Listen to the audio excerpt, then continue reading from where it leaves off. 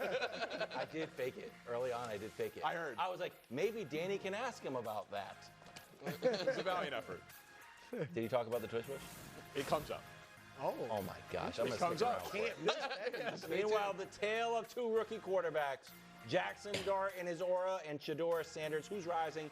Who's falling? Danny has a brand new segment. But right now, we're starting with Micah Parsons, sick and tired of his contract situation. So he took a little nap on the medical table, caught some shut-eye, and was one of the only players on the Cowboy who's not wearing a jersey. Now, Coach Schottenheimer was asked about this, and he said, you know, without talking to Micah, I need to figure out what he was doing and why. So I talked to him. I'm obviously not going to talk about it. Micah then took to Twitter and retweeted a report, Brew, clarifying that he didn't lie on the table all night. Oh, okay. Just briefly. By the way, that is an important clarification. No one thought he was there all night. Like he literally was sleeping for 3 But hours. no, it's an important clarification. He wasn't there for like a whole quarter. That it was a couple That minutes. would be absurd. Well, I mean, the I whole know, that's story why is he absurd, said thank but you. laying Thank you. there Yeah. is nuts. He said he'd never disrespect the guys out there fighting for their lives. Was this a bad look for Micah, Danny? I already heard from Brew on this. Yeah, you did. And Brew, I love you. You said it was the first misstep, I think. I think it was his first mistake. What do you think? I mean, I think if it's a misstep, it's a misdemeanor, right? I think it's jaywalking. Oh, yeah, I think this is a big old I'll give you fat that. nothing burger. I know what he was doing, by the way. I've had some back problems in my day. Yeah. Stretch it out the lumbar. You lay on the table, you lay on the back, you put one leg off to the side, loosens the lower part of that lower right tightness. I would like to exclusively report for Micah Parsons in that spot. But also just the idea of us hyperanalyzing this is very silly and very Cowboys and very Micah Parsons. Like, we don't have video. We don't know if it was during a commercial. We don't know if it was coming out of halftime. We don't know if it was during warm-ups. We don't know how long he was on the bench for. He just like laid on a table with a bad back for a couple of minutes. And Terry McLaurin skipped a whole preseason game. That was a bad look. He got $96 million today. The bad look here is on Jerry Jones and the Dallas Cowboys for allowing it to get to this point where we are even taking an out-of-context snapshot of Micah Parsons and trying to put value or meaning onto it. I still think he's playing week one and the deal gets done, and this is just the latest chapter in a really dumb Dallas Cowboys story. So I was leaning towards he's playing, you know, that Jerry is just hijacking the offseason, like similar to what he did last year. But this has, in my opinion, maybe I'll be wrong again. I was wrong about Dak last year. This has gotten far more vitriolic, certainly than Terry McLaurin got, you know what I mean, between. And it has been by Jerry continually upping the ante. Jerry started this by breaking a rule, maybe it's a never enforced rule, but a rule in the CBA, which is if a player has a certified agent, you must negotiate with that agent, not the player. And then by saying that negotiation stands, those are the terms, there's nothing else to talk about, and then by doing a media tour. And that's the part of this that I think is the most unfair to Micah, is Micah has not talked. Micah, he did a brief little press gaggle at training camp early on. He hasn't done any, one-on-one interviews. He hasn't done his own podcast. He posted the thing to Twitter. You know what I mean? The long notes app, a trade request, and that's it. Jerry's talking to Stephen A. and to Michael Irvin, and Brew, he is upping the threats. He is saying, Jerry started with, he has a contract. Remember that was a month ago. Reminding everyone he has a contract. That has now escalated to, we've got him for 3 years. The last 2 years of which he does not have a contract for. It's just Jerry being like, I can slap you with the franchise tag. And so I am as close to 100% on Micah's side as one can be. I'm not bothered at all by him laying on the training table. No, I'm totally on Micah's side. I do think this was a misstep. It's just not a good look. But I'm totally on his side because Jerry has created this whole situation. And I get why Micah is, if you want to call this, acting out. Because he has very little leverage.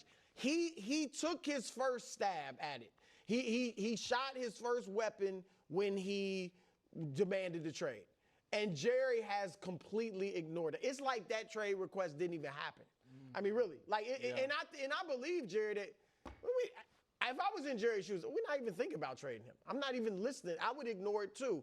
But after that doesn't work, then you go to this, and that's something. I don't want to make it too big because I agree it's a misdemeanor.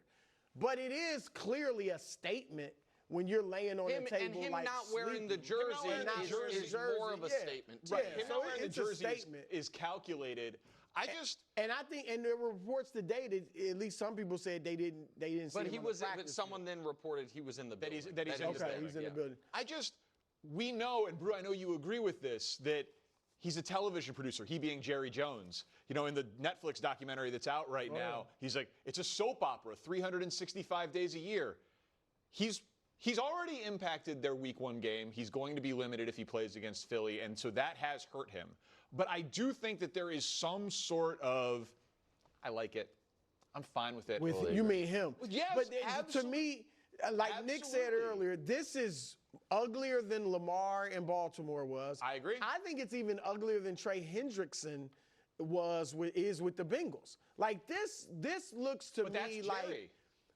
But Dak didn't get this bad. CD Emmett sat out for 2 games, but Emmett even made the distinction. He was not under a contract. He was a straight-up free agent. But it's also the other problem is this: he has rewarded guys who have accomplished less in less time because they have been not bad teammates, but because they have held out.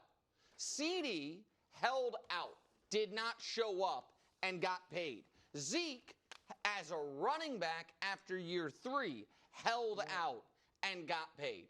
The guys who have tried to be good Cowboys, Dak, what did he do? He made him wait, franchise tagged him, and now Micah's threatening to do the same thing. So that to me is bad business from how you want to run your team.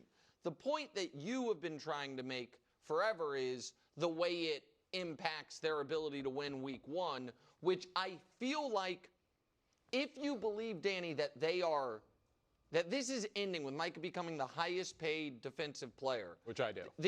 Then to me, then you also have to believe Jerry Jones does not care that they have now a far less chance of beating the Eagles. That he is fine trading off publicity for even if it's 1% better chance to win the Super Bowl this year, right? Yeah. Like that's what we're saying. I don't think that Jerry Jones, he says the only thing that matters to him is another Lombardi trophy in his trophy case. It clearly isn't the only thing that matters to him. I agree with you on that. Right? Totally. I don't even know if he's doing that calculus in his head. I feel about like this costs us 1%. This has gotten personal. And it might be more personal between Jerry and the agent. And David Mulcahy. Because he's talked more about how, according to Jerry, after he and Micah came up with this deal, that the agent said, well, shove it. Exactly. Shove it, with more explicit language.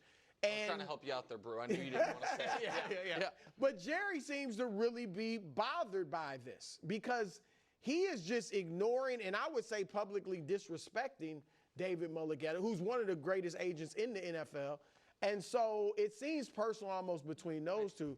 Danny, I threw out earlier, I think if Jerry's telling the truth when he says there's an offer on the table for Micah that will make him the highest paid non-quarterback ever, if that's still the truth, like after all the latest signings, T.J. Watt and all that, then even if Micah, they wanted to really break the market and get a few million ahead of the highest paid guy, he needs to go and sign it. Get his agent to call Jerry and sign it because I believe Jerry's threats about we'll make him play on this $21 million deal and then franchise him for 2 years. So I don't believe Jerry's threats. Dak got done. They always get done. Chris Jones missed a game and got done. Emmett missed 2 and got done.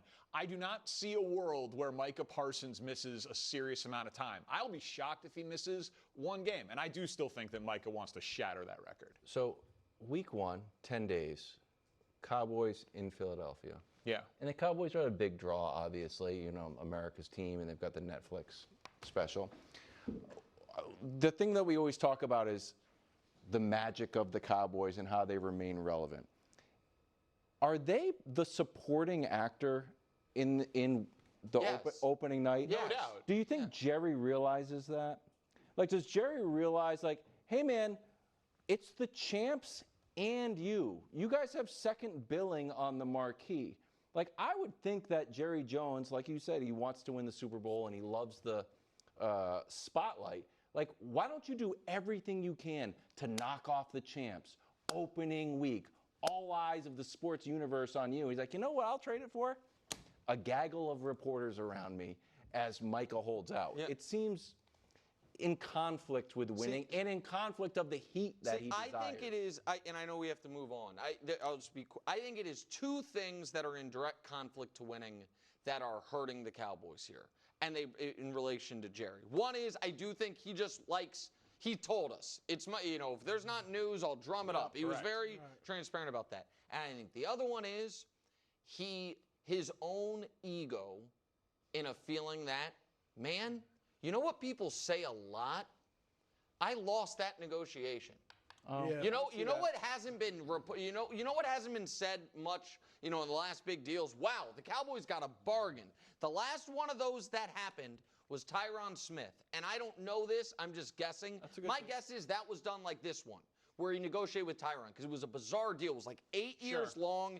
It was a player who was dealing with financial troubles because his family reportedly had stolen from him. And that felt like that. And so I think Jerry might feel like, you know what? I'm not, when I do get on the phone with, David Mulugeta or Dak's agent or whatever, then I turn on Sean Sharif's show on 105.3 The Fan, and they're like, man, they sure paid top of the market.